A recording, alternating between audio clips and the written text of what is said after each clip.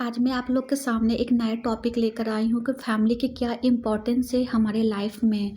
Basically ये कहा जाता है कि what is the significance of family for us. First, family is the protection as a shield for अस।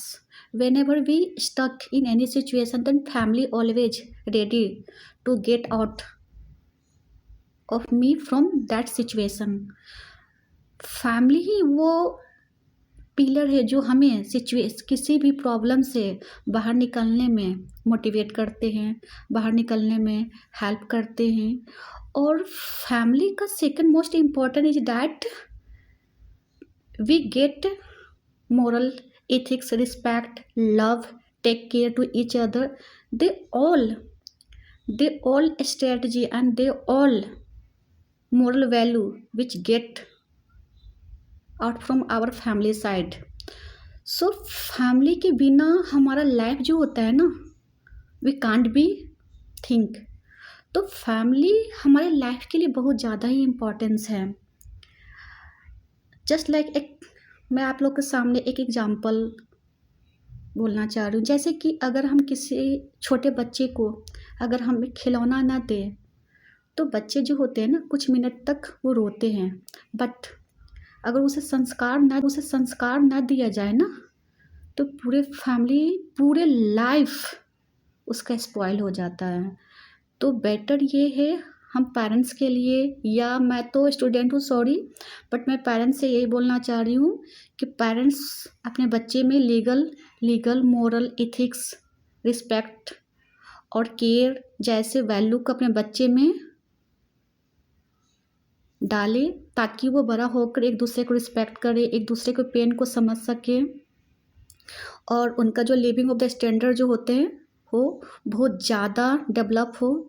ये जो रिस्पॉन्सिबिलिटी होती है हमारे पेरेंट्स साइड से बच्चे के लिए होना चाहिए। ठीक है। तीसरा मोस्ट इम्पोर्टेंट ये है कि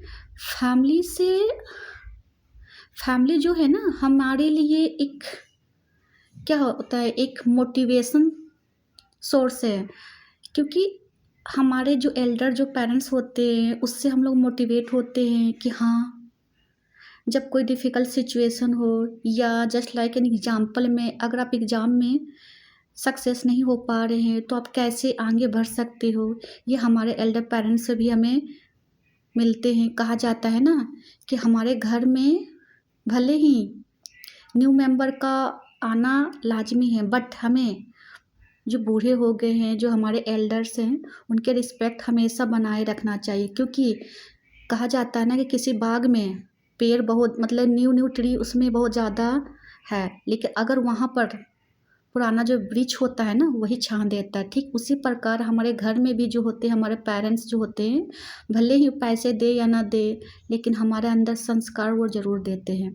अभी हाल फिलहाल में एक मैं ये टॉपिक इसे लेकर आई हूँ ना, हाल फिलहाल में एक यूट्यूबर है, आई थिंक वो इंटरकास्ट मैरिज किए थे। उनके पेरेंट्स जो होते हैं ना उनसे बिल्कुल सेपरेट हो गए थे, just keep away from him हो गए थे। तो और उसके बाद वो न्यूज़पेपर में पब्लिश भी करा दिए थे कि ये हमारे बेटे और बहू हमारे फैमिली का पार्ट नहीं है, और हमारा जो भी प्रॉपर्टी है इनका कभी नहीं होगा। तो वो जो यूट्यूबर है वो बेचारा कुछ समय बाद वो अपने वाइफ से, उससे पता नहीं क्या हुआ कि वो वाइफ से भी शायद वो थोड़ा अनबन होने लगा, तो वो बिल्कुल अलोन हो गए। और कुछ समय आई थिंक 5 या 6 डे बिफोर वो सुसाइड भी किए, और फॉर्चुनेटली उन्हें बचाया गया, उन्हें हॉस्पिटल में एडमिट किया गया। तो मैं बस पेरेंट्स से यही बोलना चाह रही हूँ कि अपने बच्चे को इन रेनी डे उसे अकेला मत छोड़े, क्योंकि फैमिली को होना हमारे लाइफ के लिए बहुत ज़्यादा इम्पोर्टेंस होता है। और बच्चे में भी ये संस्कार को डाले कि हाँ, फैमिली जो होते हैं ना हमारे लिए इम्पोर्टेंस ही नहीं है, हमारे लाइफ के लिए बहुत ज़्यादा नीड है। कहते हैं ना, जो फिश जो होते हैं can't be survive without water, तो we can't be survive without our family. So please respect your parents, and parents please support your children in their rainy day. एक दूसरे में ट्रस्ट बनाए और लव और केयर को बढ़ाए। ओके।